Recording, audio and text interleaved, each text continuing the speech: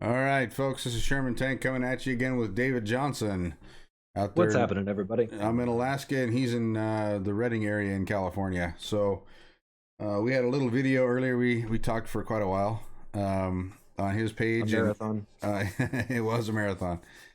We talked for a little while on his page, and so I wanted to come on here. I wanted to change the gears up a little bit, and I wanted to talk a little bit more about how us as Americans and patriots and God loving and American loving people that we are, and how we need to start coming together a little bit.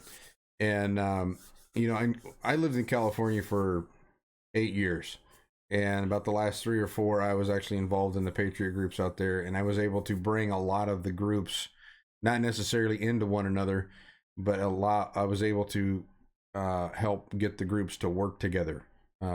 We weren't one entity by any means, but we all still had the same passions and we all had the same goals as far as getting the groups to work together. And we're going to have to start seeing that across the country. One thing I would like to see us do, and this is nationally, this isn't just one state or another state, it would be nice to have the same concept of how we came together after 9/11. Yeah. As a national people and as a proud people, I think that with what we got going on in the nation right now, we're going to have to find a way to put our demons aside, put our differences aside, and find a way to coexist. I hate to use a democratic term, but we're going to have to find a way to work together to get through this, because it's not going anywhere for a while.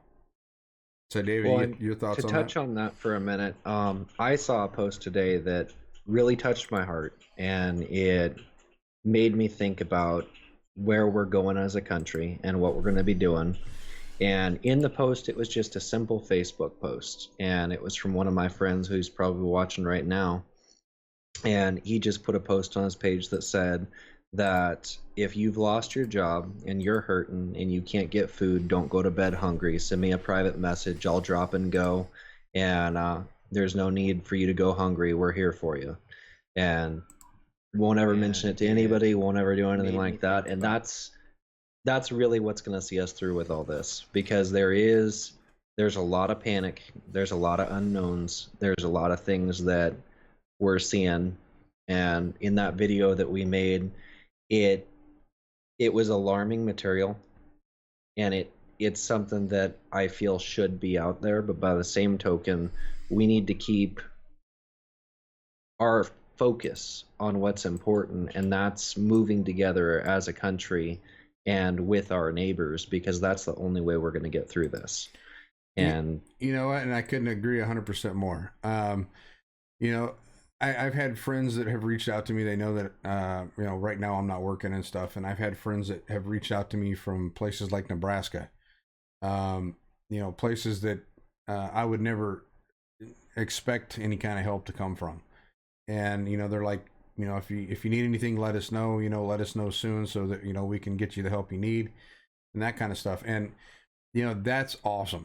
I mean, that kind of patriotism and that kind of help coming from, and this is coming from a friend I've never actually met other than talking to him on the phone. But he knows that we're all in this together. And, he knows that if something were to happen, I would do my damnedest to give him the help that I think he would need. And, so he understands the value of friendship. And that's the one thing that we're going to have to find a way to fix in this country, whether or not you have the same political goals, whether or not you have the same political beliefs, or you're just different in general.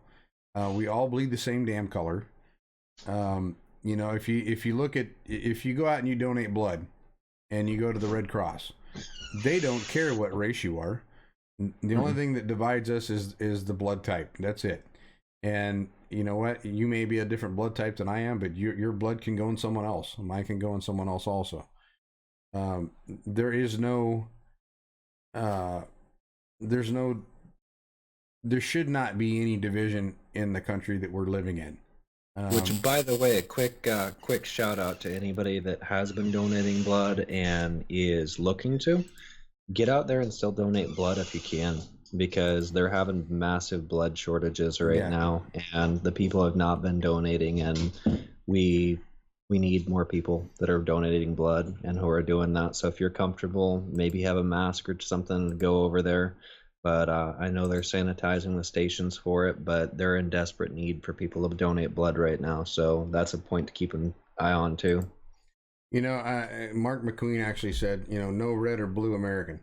That's 100% true. There is, you know, we're all, you know, whether you were born here or whether you became an immigrant and you got your green card or whatever, if you're an American, you're an American. You know, you came over here, if you came from another country, you came over here to have the same life and everything that we did. And we're seeing a lot of the things change. And unfortunately, with being in the country as it is right now, we're going to have to learn how to adapt a little bit. Many people have never gone through what we're going through right now, being stuck at home, bored to death. And trust me, if you follow the videos on YouTube, TikTok, and all these other video sites, there's a shit ton of bored Americans out there. I will say there is some quality content being created, Rick.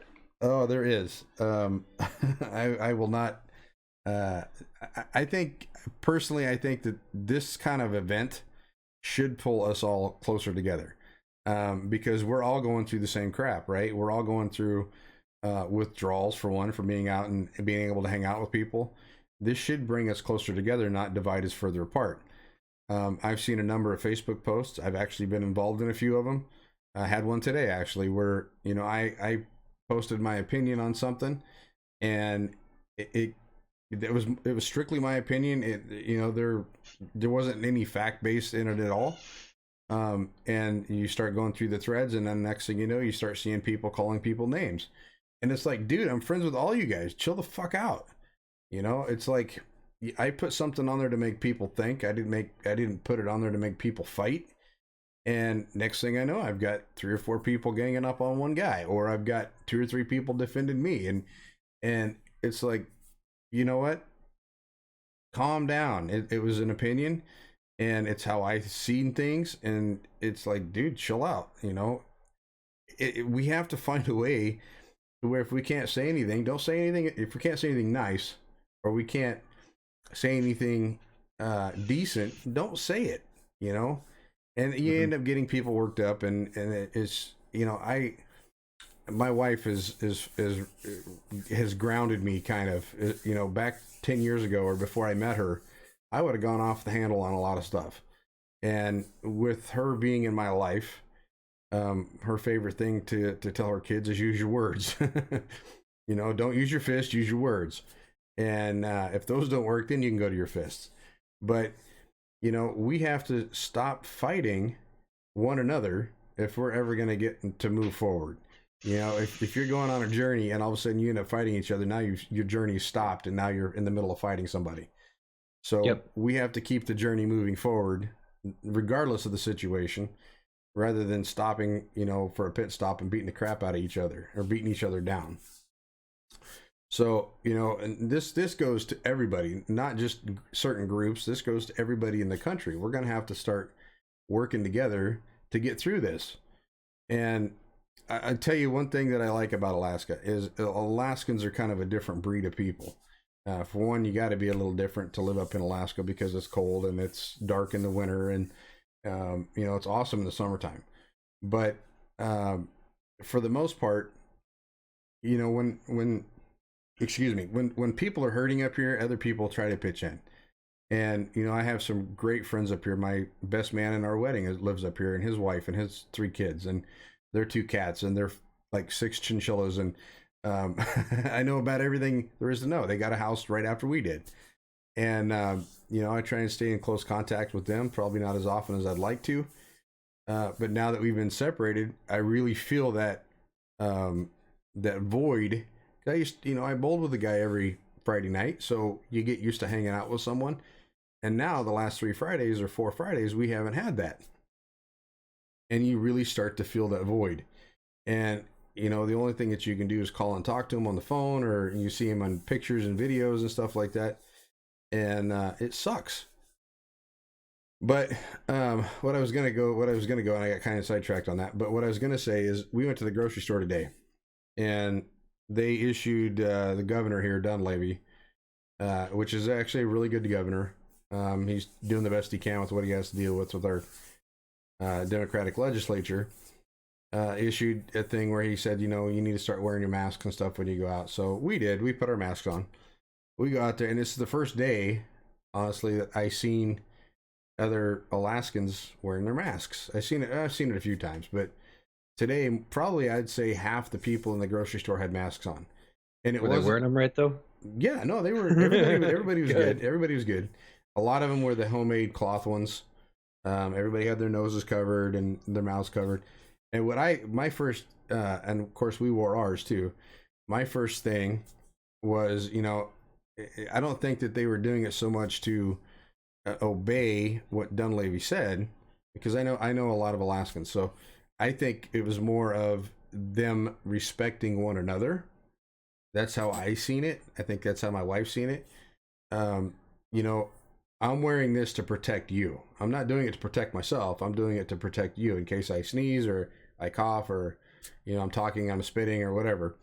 I'm doing it to protect you. And I think there's kind of a universal thought with that, because you'd see someone in a mask, you'd walk by somebody with a mask, and you would actually make eye contact. I've seen that 4 or 5 times today in the store, and I thought that was great. Normally you kind of go with your heads down, and it was either that or they were really checking out my cool mask. I'm not real sure. I'm hoping that it was that they were needing, human contact as well, but maybe it's because I had a cool mask. I don't know. But you've seen people that were practicing the social distancing. They weren't getting, everybody was kind of giving each other a little extra room. And now in our store, there's these markers on the floor when you go up to check out. You're supposed to not go past those markers when someone's up there. And they've got new, I don't know if they're doing this in California or where you're at, David, but they've got plexiglass now in front of the checkouts.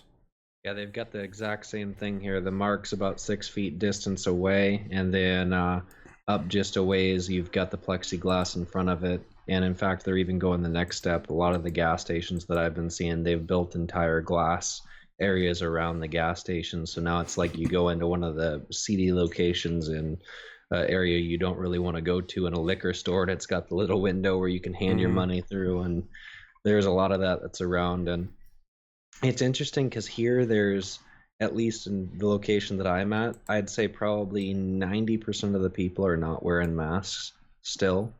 But there also seems to be a fear about people wearing masks, and it still seems to be like there's a lot of people that are concerned and worried if you're wearing a mask you might be infected or a carrier or something like that. And I think a lot of that needs to dissipate, because I know, like you're saying, when I'm going out, I'm mainly wearing the mask to protect my family and to protect my parents. My parents, they haven't gone out aside from to pick up a few things with the pickup from Walmart orders. And then they'll just turn around and have it loaded into their truck and go home. And that's basically where we're at right now. But same general concept as what you're saying. Yeah, and I was talking about this to my buddy that's an EMT, or an ex-EMT, I should say. And we were talking about, the next way that they're going to try and divide the population. And in many ways, they've already tried to do that. And to give you some examples on that, and this is why we have to, as Americans, have to stay strong for one another, because eventually they're going to start separating us out into different, in many ways they already have, but they're going to continue to keep trying to split us apart. And one of the ways that they can do that is by blood type. They've already come out the last week or 2 weeks ago and mentioned that certain blood types are more susceptible. I believe it was type A, if I'm not mistaken. And type O and so forth and so on were a little less susceptible. Well, I'm type O negative, so I mean, for one, I'm like a giant spigot for everybody because I can donate to anybody. My wife's O positive, so she can donate to everybody but me, and so we're like a kegger. If somebody needs us, they could just put a needle in us, and we could just pump all the blood into everybody. But yeah, my wife and I, we're both O neg, so you and me, we need to party up in the zombie apocalypse.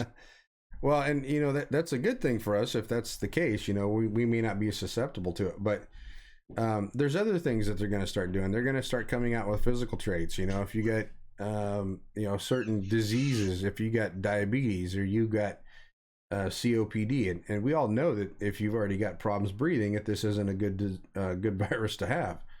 So, Yeah. you know, eventually they're going to start coming up with ways for people to point their finger at someone and say, okay, that guy looks like he's infected. I don't want to be anywhere around him. And then next thing you know, you're getting the cops called on you and all kinds of stuff. And Well, and now they've actually come out with some stuff too that I've seen that they're coming up with screening measures that you can put something on the lungs and listen to the lungs for like 3 to 5 seconds, and you'll know relative whether or not they have a breathing condition, and they're screening people that way in other countries.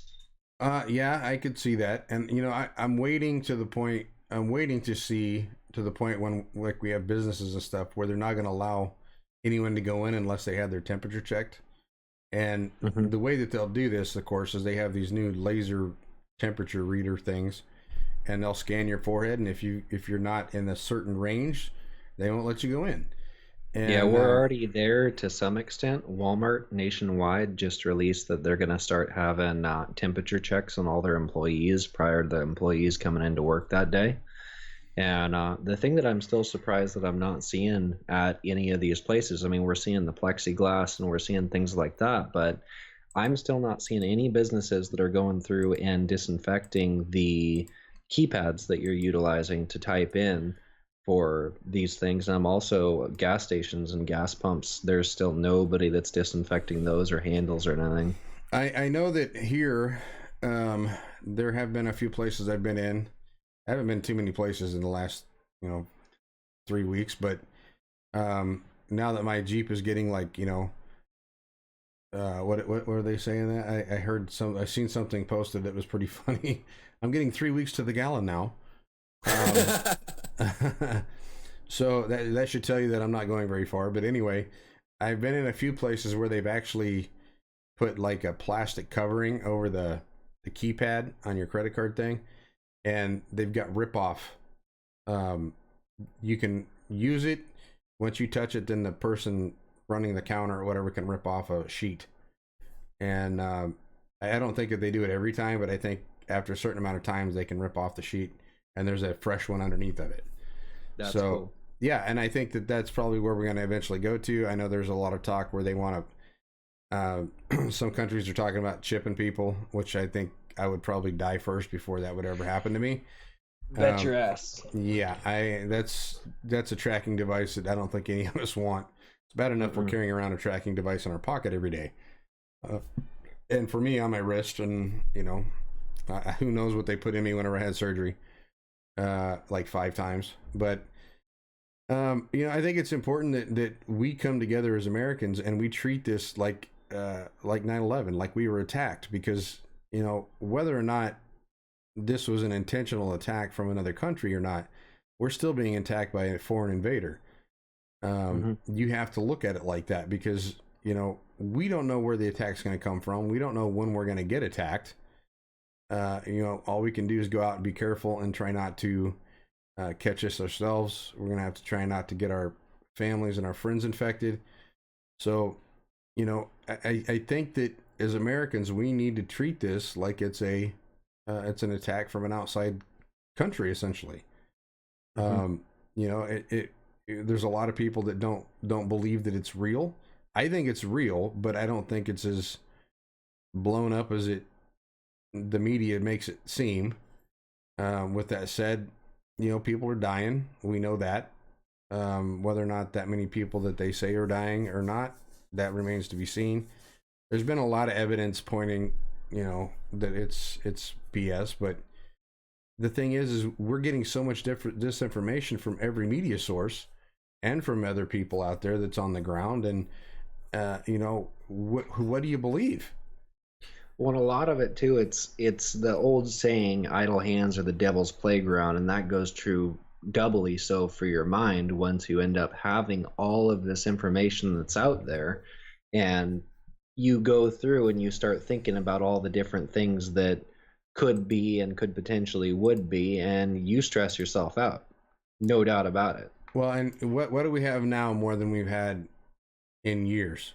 We have time, right? We Mm-hmm. have time to let our mind go to places that they shouldn't go, right? We're not working, we're not thinking about stuff that we would normally be thinking about. We're thinking about where's my next paycheck coming from. We're thinking about where's the next meal going to come from. Um, there's a lot of things that we're thinking about, and we have a lot more time to do that.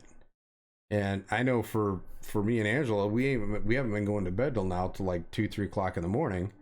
There's been a few mornings where I've actually been awake when my friends on the East Coast are waking up. So I haven't done an early morning video. Maybe I should. I don't know. But essentially, I guess what I'm trying to say here is if we can't come together, and I have a lot of friends in this country, and a lot of them are some Democrat, some Republican, mostly Republican, thank God. But the ones that are in their right mind. But the fact of the matter is both sides hate our government right now. The left hates our government because Trump is running it. The right hates our government because every time we turn around, they're screwing the American people. So we hate the government for different reasons, but totally, we both sides hate the government. So now, if we were ever to do something about that, we're going to have to find a way to work together, or it'll never happen. It's a big pipe dream. So, Well, and I feel like there's a lot of these places to where we could bridge the gap and bridge the divide, because between Republican and Democrat, both sides agree we need to have term limits. We got people that we don't like, and they got people that they don't like. And no matter what, we're going to end up with better legislation if we get the people out of there who have already been bribed long ago and are already in somebody's pocket. And so instead of having these people that can be in there for as many terms as they want, make it to where you're in there for a set amount of time. And that's all you've got, because otherwise these people are just stacking up all their retirements from each consecutive term and all their different packages. And that stuff goes with them. And you can continue to run and stack each one after every 4 years. And next thing you know, you've got 18 retirements. Congratulations. well, and the thing is too, is, I think that if they were ever to install term limits, and this is the one thing that I agree with you on, but it's in the Constitution. That's a lifetime appointment. Or you can be in there, as long as you're winning, I guess. But the term limits need to be set up to where it's an off, like if you got a president, right? He's in there for 4 years. You need to have it on off. The elections and stuff need to be on off times from whenever you're voting for the president, not the same years. So, so that way, like every 2 years or it'd have to be in the middle somewhere in there, because that way the president would have to work 2 years with each Congress, I guess is the best way to put it. And that way you don't end up having the same crap keep coming up, and you're not going to give the Senate and the House a chance to write a bill, put it up, find out what the consensus is, and then take that same bill back and then rewrite it again. I think that that's one of the biggest mistakes that our legislatures can be doing, because that's let me re-put that. Let me rephrase that. I think that us as American people should not allow them to be able to do that, because that's how they slip stuff in midnight, and that's how they slip stuff in without us seeing it. Is they'll write something and they may not get public support for it, so then I'll take it back down instead of voting for it. If it goes that far, it needs to be voted on. That way it can be completely dismantled. What happens, for those who don't realize it, is you'll get someone that'll write up a bill and they'll feel for the public support with it. If they don't think they can get it, they'll take that bill back out and then they'll shelf it for a while, and then they'll keep what they wanted in it, and then they'll change it to where now it sounds a little more appealing, and then they'll put it back up. It'll get voted in, and they'll slip it through with the same crap that didn't get public support. So I think that that's villainous, I guess is the best way to put it. I think that that's a really bad way of doing business for the country. And until there's something out there that kills bills like that, I think that we're going to continue to keep seeing the problems, whether or not we have term limits. Yeah. Well, and the other thing that I'd like to see happen personally is I'd like to see that we end up making it to where they can't have these bills that are several hundred pages long, and they can't turn around and have 4,500 things that are within that one bill. And the last thing I'd want to see on it is no more of this legalese shit.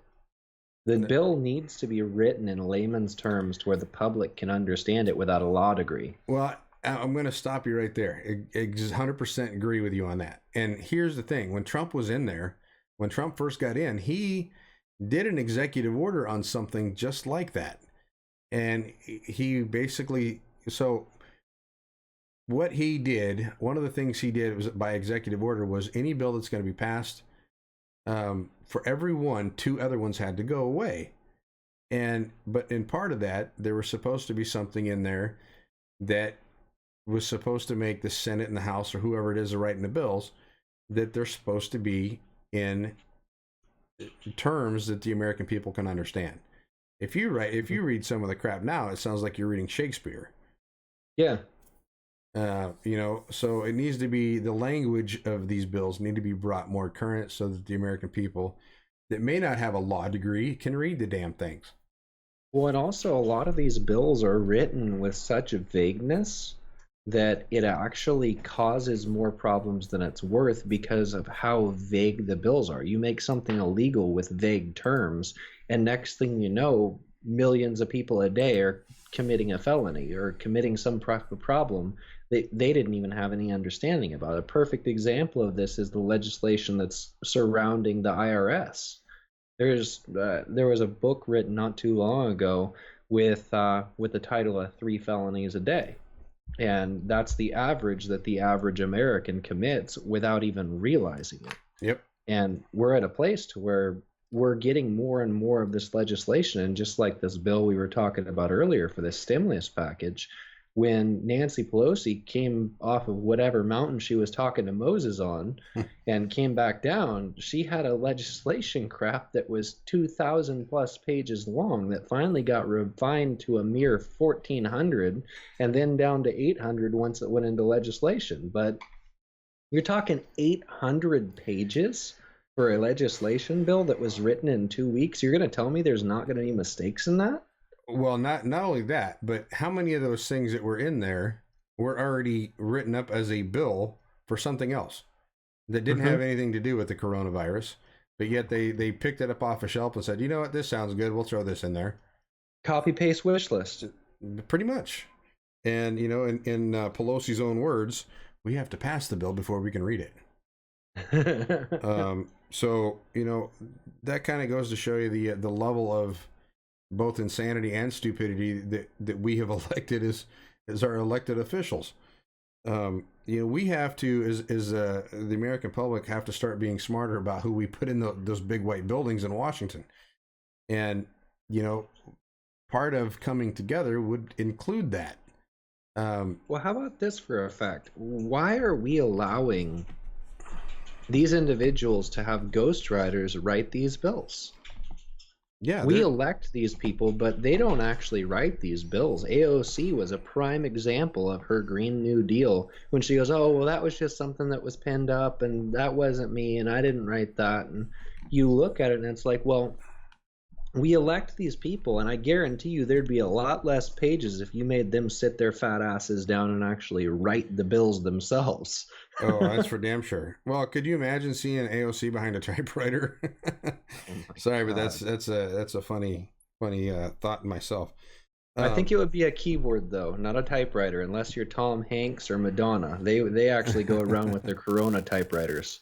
Well, maybe they have something in Washington that we don't have. Maybe they have some kind of a thing that I bet what they do is they probably have recordings or something to where they'll record what they want by voice, and then the person working for them, their aides and all this other crap, actually put this on paper. Because they're not doing it. We know for a fact that they're not doing it. Pelosi spends more time behind her bar in her airplane than she does sitting in Congress anyway. So, I don't know. I think that the American people have a reason to come together with this whole thing. I think that they have we have a stronger will than most countries because we've survived for as long as we have. But I think that what's happened over the last, well, since 2011, or sorry, since 9/11, is I think that we've gotten lazy.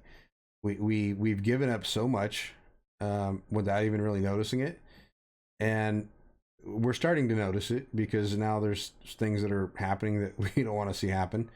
I think there's some goods and bads about this whole situation. The goods are now the people on the left that that want gun control are now finding out how hard it is to buy a gun through a store. They can't just simply go online and buy a gun and get it sent to their house. And same thing in California with the ammo. You can't just simply go down to the store and buy ammo now. One of my favorite videos right now on YouTube and on Facebook that's circulating is a gun owner. They're a gun shop owner that was talking about all the first-time gun buyers that were coming in who think that they can just pick up their gun the same day or pay more money and be able to do it, or aren't there gun show loopholes that I can turn around and get this with? Where can I go? Right. Well,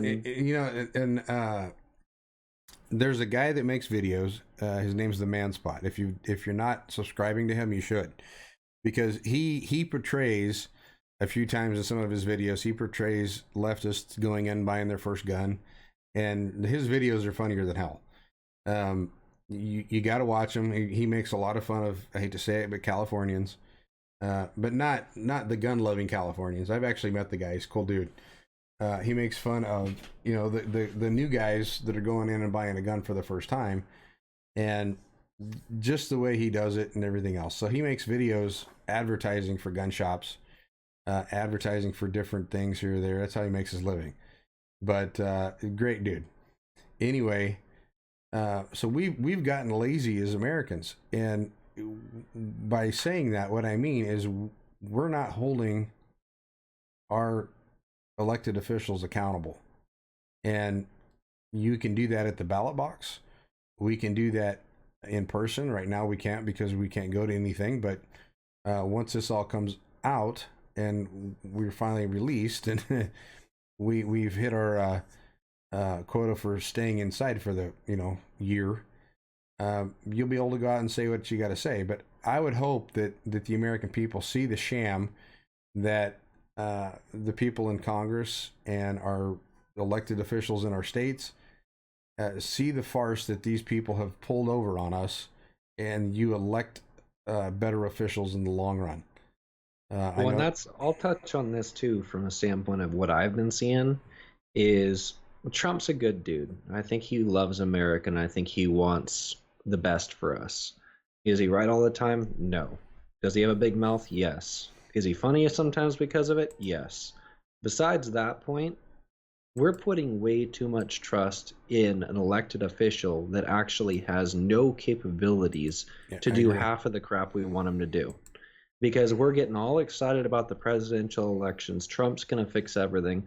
Really what we're seeing right now is we need to be more involved. We need to get out there and we need to start doing our research. We need to get these snakes like that guy in Texas, the little eye patch bastard. We need to get his ass out of there, and we need to get people in there that are actually going to support the Constitution, support the United States as it was written up and pinned. And we need to focus on that because the president can't do crap. His hands are tied.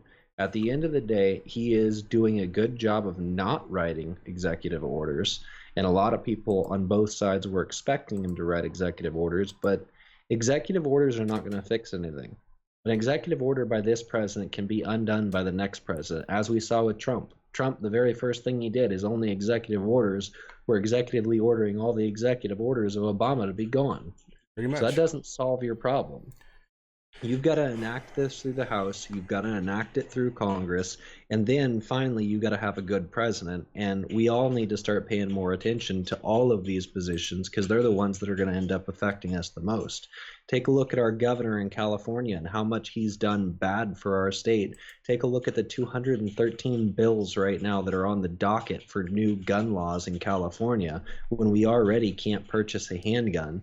I sent Tank something the other day that was an April Fool's joke, and we were both kind of stunned by it from a standpoint of at first we both both thought it was real just because we believed the madness. Well, it was believable enough for that state, for damn sure. No, I agree.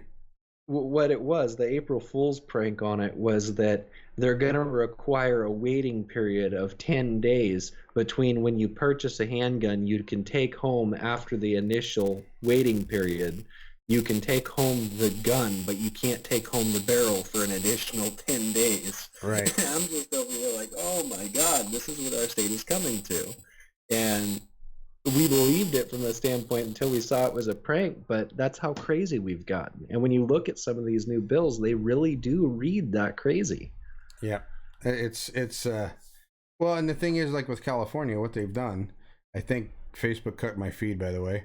I was watching it and it just froze up and it hasn't come back on. So I'll keep going because it's probably still going on Periscope. But anyway, no, what they do in California is they pass so many bills. Their whole goal is to make everybody out there so confused and so upset about everything that they just give up and quit. That's their whole goal. You know, they literally pass like 3,000, 4,000 bills a year, and half of those are gun bills.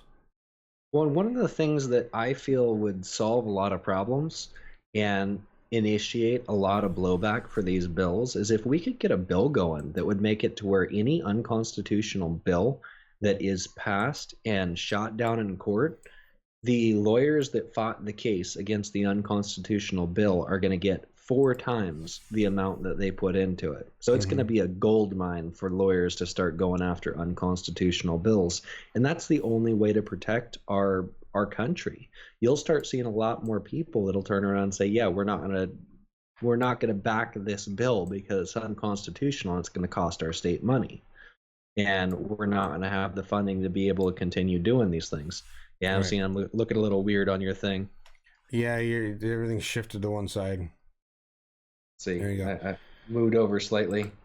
Well, I think we covered about everything I wanted to cover. I only wanted this to be about a 20-minute video. We're going on about 40. So I'm starting to get such is the case. I know my video I was trying for 20 minutes and we ended up going just about 2 hours and 5. I'm starting to get a little hoarse after doing yours and doing mine. So but hey, out there, Facebook land, Periscope, everybody else, do me a favor. I asked a question. I'm looking for a new name. I do want to start running a new podcast, and I want to get more people doing this kind of stuff. So, you know, reach out to me and David, and we can get you set up with OBS and the programs that we use to do this kind of stuff. They're fun to do. It gives you something to do, especially if you're not working, if you've got a computer. And all you need is a computer, a webcam, and a microphone. That's basically all you need, and a keyboard. And one of the challenges, too, that I'd actually like to put out, I haven't had a chance to talk to you on it, but I want to bridge the gap more. I want to get more people outside of our realm and outside of our thought processes, because there's enough people out there that have good ideas that don't share our opinions, that I think we should be talking with and be in that place that's the conversation starters and the polls. So if you want to come on and you don't agree with us, as long as you want to come on and hang out, turn around and have a conversation that's civil and get your points and kind of debate back and forth, that could be fun and entertaining and a good way to share your information with all of us and have us share our thoughts with you, and maybe we'll both come away thinking something new. I agree with that, but you said the operative word right there, and the key word is civil. Okay, if you can't come on and have a civil conversation, I don't want you on. You know, I don't need to have a fight on Facebook or you know, on my show when you know, us as adults need to learn how to use our words. You know, no name calling, none of that kind of stuff. I would agree with that, you know. And the fuck word is not a common word to use in a conversation. Unless you're talking about the government. If you plan on coming on my show and using your vagina to scream at the earth, you're not welcome. That's all I gotta say. But anyway, you know, I want people to try and help me come up with a name for the show. The one that I've liked the most so far is the Think Tank. I think that's a cool one. I may go with that. So we'll see. But anyway, if anyone wants to come on and come on my show or David's show or anything like that, reach out to us. We wouldn't mind having you. And the only thing you got to do is call us on Skype. It's not hard to do. We take care of everything else. You just sit there in front of your phone or your computer and talk to us. That's about it. It's not hard. And even if you wanted to call us and not be on video, we could even still accommodate. So that's about all I got, man. I'm gonna have to go up and get something to eat and get something to drink because I'm about to start talking like this. Hey, don't talk like that too much. People might think you have corona. No, I'm not coughing yet, so we're good. Good. Anyway, folks, I love y'all. We'll catch y'all later. And I'm going to start doing these a little more often. I want to start doing at least 2-3 a week at least. So definitely start tuning in and we'll see what we can do. This is Sherman Tank and this is David Johnson, and we're out for the night. Peace out.